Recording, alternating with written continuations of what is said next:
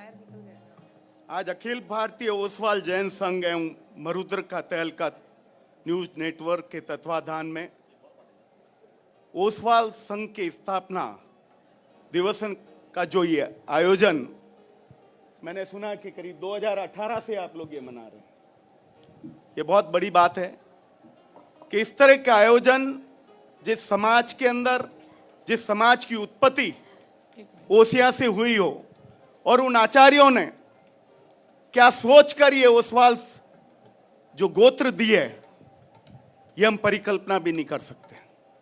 लेकिन आज ये वर्तमान स्थितियां बड़े गंभीर रूप लेकर आई हैं। आज इस समारोह के मुख्य अतिथि श्री नमित मेहता साहब, जो पाली के जिला कलेक्टर हैं, श्री मंगल प्रभात लोढ़ा जी अभी तक पधारे नहीं हैं, श्री प्रदीप जी राठौड़ साहब, और समारोह के अध्यक्षता प्रवीण जी लूनिया साहब, Rajesh Kothari additional custom commissioner साहब, मेहुल मेहता जी जॉइंट कमिश्नर साहब, गिरीश जी भाई जो बहुत बड़े समाज सेवी हैं, इस आयोजनकर्ता जगदीश मेहता जी, सुगंधराज जी परमार, प्रकाश जी चोपड़ा, जयंतीलाल जी संचालक महोदय। बहुत लंबी बात नहीं कहूंगा,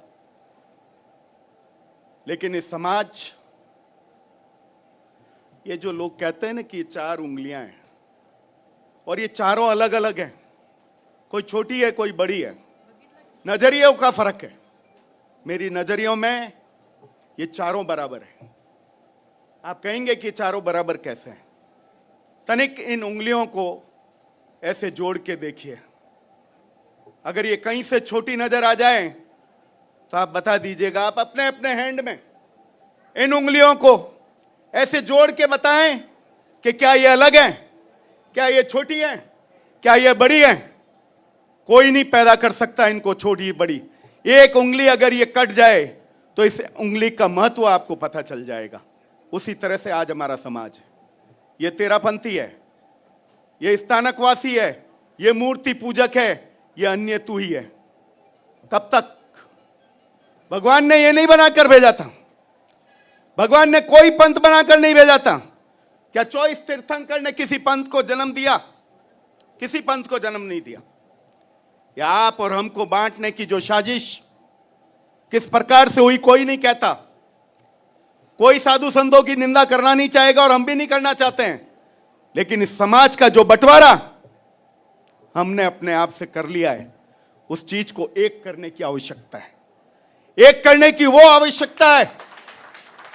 मंदिर 200 करोड़ के आप बना लेंगे, उस मंदिर के अंदर पुजारी नहीं है। क्या कभी किसी परिवार ने ऐसा सोचा है कि वो तबका हमारा जैन समाज का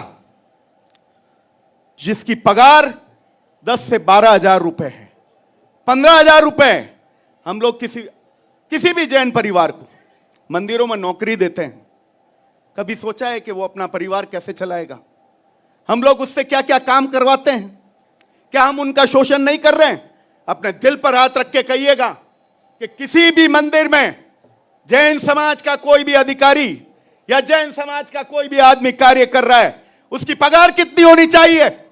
उसकी पगार मिनिमम 25 से 30 हजार रुपए होनी चाहिए। आप पारसी कौम को देखिए, वो मात्र कितने लोग हैं आज हिंदुस्तान में। उनकी गरीबी रेखा की जो सीमा है ना, वो 8 लाख रुपए प्रति व्यक्ति आए हैं। और आज हम लोग कहां खड़े हैं? किस बात की जरूरत है? उस बात की जरूरत है कि हम लोग ये जो हजारों करोड़ के रोज जो मंदिर स्थापित करने, उस मंदिर बनाए। मैं मंदिर का विरोध नहीं करता, लेकिन जहां जिनालय हो वहां विद्यालय हो, उस गांव में विद्यालय हो। नफरत से हम लोग जीत नहीं सकते। आज जो नफरत की खाई देश के अंदर जो माहौल बना हुआ है, वो आप देख लीजिए। गत 2014-15 के बाद से जो माहौल बना है, हम किसी भी व्यक्ति को इस देश से निकाल नहीं सकते। ये जो कट्टरवाद पैदा किया गया है, उस कट्टरवाद को बंद करना पड़ेगा। नफरत की राजनीति को खत्म करना पड़ेगा, नहीं तो आने वाली पीढ़ियां हमको माफ नहीं करेगी। आप अपने, मेरे ख्याल से यहां अधिकतर जो बैठे हैं वो गोडवाल और पाली और मारवाड़ से आते होंगे। आप देखिए, आप कितने लोग हैं जो अपने गांव जाया करते हैं, चौमासों में घर खुलते हैं। आज जिस प्रकार से अनूप मंडल की लड़ाई हुई समाज के अंदर, मैं आज इस मंच से वो बात कहना चाहता हूं, क्योंकि बहुत सारे अधिकारी भी इस मंच को साझा कर रहे हैं, तो मेरे शब्दों में बहुत फेरबदल होगा, वरना बोलना बहुत कुछ चाहता था मैं। क्या अनूप मंडल पिछले 125 साल से ये लड़ाई लड़ते लड़ते 12 साल से सिरोही के धरने पर बैठे हैं। हम लोग उनकी मानसिकता को नहीं बदल पाए। क्यों नहीं बदल पाए? क्योंकि हमारा आडंबर, हमारा दिखावा, बड़ी महंगी शादियां, इतने बड़े आयोजन, कितने बड़े आयोजन हम लोग कर रहे हैं, करोड़ों रुपए खर्च कर रहे हैं। उनके दिमाग में और इनके जैन के अंदर घुस गया है कि इन जैन बड़ियों के पास बहुत पैसा है और ये हमको लूट रहे हैं। ये मानसिकता हमारे लिए 35 कौम में बन चुकी है। हम लोग किस बात का घमंड कर रहे हैं? ये पैसा आपके साथ नहीं जाने वाला है, ये हमारे संस्कारों में भी लिखा हुआ है। पुण्य आप लोग करते ही हैं। हमारी जो परंपरा है, हमारी जो संस्कृति है, चाहे अकाल आए, बाढ़ आए, कोरोना की, कई लोग पैसे वाले उसमें चले गए। क्या एक सांस खरीद पाए आप लोग उस पैसे से? नहीं खरीद पाए ना। आप लोगों की वजह से कई भंडारे चले।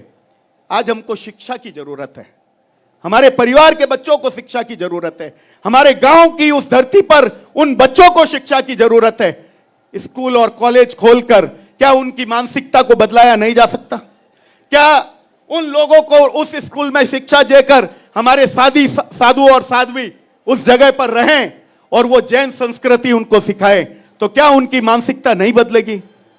मेरा आप लोगों से हाथ जोड़ के करबद्ध निवेदन है कि जो गरीब परिवार हैं जैन समाज के, अगर वो कुछ नहीं करना जानते हैं, उनको आप मंदिरों में नौकरी दीजिए और उनकी पगार अच्छी दीजिए, उनके बच्चों की शिक्षा की, पूरे परवरिश की। आप लोगों को अगर ये जिम्मेदारी लेनी है, उनको आत्मनिर्भर बनाइए। भिखारी बनाने की जरूरत नहीं है। जब तक उसका परिवार संबल ना हो जाए, हम उनको आत्मसम्मान दें, संबल दें, लेकिन उनको शिक्षित करें। ये जैन समाज का विकास बहुत बड़ा विकास हो सकता है। दूसरा, अपने वाणी को विराम देने से पहले मेरे पूर्व वक्ता ने, सांसद अरविंद जी सावंत साहब ने, माननीय कैबिनेट मंत्री, परम आदरणीय, परम सम्माननीय श्री मंगल प्रभात लोढ़ा जी का बहुत बहुत स्वागत। इस कार्यक्रम में वे मुख्य अतिथि के रूप में पधारे हैं। आज मैं आपसे कहना चाहता हूं कि राजनीति के विषय में जैन समाज के लोग, एक समय था जब सेक्रेटरीट के अंदर हमारे लोग दिखा करते थे, सांसद होते थे, एमएलए बनते थे। आज कितने लोग रह गए? चाहे राजस्थान की धरती की बात हो, चाहे महाराष्ट्र की हो, चाहे मध्य प्रदेश की हो, अनेकों स्टेट की बात हो, कहां हैं हम लोग? जब तक राजनीतिक अस्तित्व हमारा मजबूत नहीं होगा, हमारी सुनवाई करने वाला कोई नहीं होगा। किसी भाई ने हमको भी पहले, मेरे ख्याल से कौन बोले थे, परमार साहब बोले थे कि हमको कुचला जा रहा है। आप क्या कुचलने के लिए पैदा हुए हैं? क्यों? अरविंद सावंत साहब बोल के गए, डर। इस डर को मन में से निकालना होगा। जीवन में अगर कोई गारंटी है तो वो मृत्यु की गारंटी है। आने की कोई गारंटी नहीं है भाइयों, जाने की गारंटी पक्की है। तो अगर जाने की गारंटी पक्की है तो आप मान के चलिए कि हमारा समाज समृद्ध समाज होते हुए भी राजनीति के अंदर पीछे है। जब किसी एक व्यक्ति के टिकट की बात आती है, 10 लोग उसके साथ हमारे जैन समाज के लोग खड़े नहीं होते हैं। टिकट मैंने भी मांगा था जोधपुर के अंदर, लेकिन समाज की क्या स्थिति है? मैं चाहे कोई भी पार्टी में हो, चाहे बीजेपी हो, कांग्रेस हो, कोई भी पार्टी हो, आप जहां अपना जैन भाई खड़ा हो जाए, आप उसको ताकत के साथ में जिताइए, ताकत के साथ लड़िए, नहीं तो जैन कमजोर रह जाएगा। मंगल प्रभात लोढ़ा जी यहां विराजमान है। दशकों से आपके पिता गुमानमल जी लोढ़ा साहब सांसद रहे। आप कितनी बार कैबिनेट में मंत्री रहे हैं, अभी भी कैबिनेट में मंत्री हैं। आप कोई भी काम है आप ले जाइए। हां, अगर जैन समाज का प्रतिनिधि हमारी ताकत पर बनकर आता है और वो उस समय पद पर रहते हुए अपना काम नहीं करता है, तो ओलंबा जरूर दीजिए, डरने की जरूरत नहीं है। वो समाज का व्यक्ति है, समाज के व्यक्ति ने उसको बनाया है, तो उसको ओलंबा देने का अधिकार भी हमारा बनता है। मैं आपको यह कहना चाहता हूं कि इस डर को, खौफ को खत्म कर दीजिए। अनूप मंडल खत्म कैसे हुआ है? राजस्थान सरकार के अधिकारियों ने, राजस्थान के मुख्यमंत्री अशोक गहलोत जी ने अनूप मंडल की जितने भी केस अभी मैंने लगवाए थे जगह जगह से, आपको यकीन दिलाऊं साहब, जब मुझे बयान देने जाना था तो मैंने जोधपुर के जैन समाज से यह अपील की थी। सिर्फ अपील इसलिए की थी कि देखना चाहता हूं कि मेरी गाड़ी में कौन बैठता है। मैंने कहा मुझे बयान देने के लिए पिंडवाड़ा, जालोर, सिरोही सब जगह जाना है, कौन कौन मेरे साथ चलेगा? एक आवाज नहीं आई, क्योंकि कल्पेश सिंघवी पे 2-2 हमले हो चुके थे, मर्डर की धमकियां आ चुकी थी, अभी हाल ही में धमकियां आई थी। 6:46 पर शाम को धमकी आई, मैंने 6:55 पे मुख्यमंत्री जी को फोन किया। आप यकीन मानिए 15 मिनट के अंतराल 4 गनमैन मेरी सिक्योरिटी के लिए मेरे घर पर लग गए। 7 दिन बाद में मैंने मुख्यमंत्री जी से यह निवेदन किया कि मुझे ये सिक्योरिटी की जरूरत नहीं है, मैं एक व्यापारी आदमी हूं और मुझे शर्म आती है कि लोग 4-4 गनमैन लेके घूम रहे हैं। मैंने उनसे निवेदन करके मेरी सिक्योरिटी को हटाया गया। मैंने कहा मेरी सुरक्षा वो परमात्मा पर वो कर रहा है, आज तक करता आ रहा है। तो आप यकीन मानिए कि जो सैंक्शन, प्रोसिक्यूशन सैंक्शन होती है, 1 मिनट लूंगा भाई, बहुत जरूरी बात है।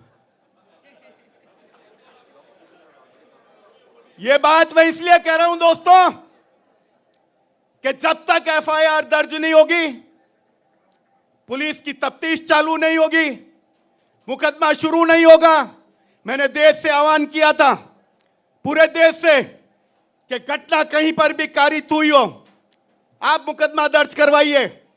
सुदर्शन चैनल पर मेरे परम मित्र सुरेश चौहान जी ने बिना 1 रुपया लिए 7 दिन तक, 1 घंटे तक आप लोगों ने लाइव देखा होगा टीवी पर, 1 रुपया लिए बगैर जैन समाज की बात को उस केंद्र सरकार तक पहुंचाने के लिए लिखा। हमने राष्ट्रपति महोदय से निवेदन किया।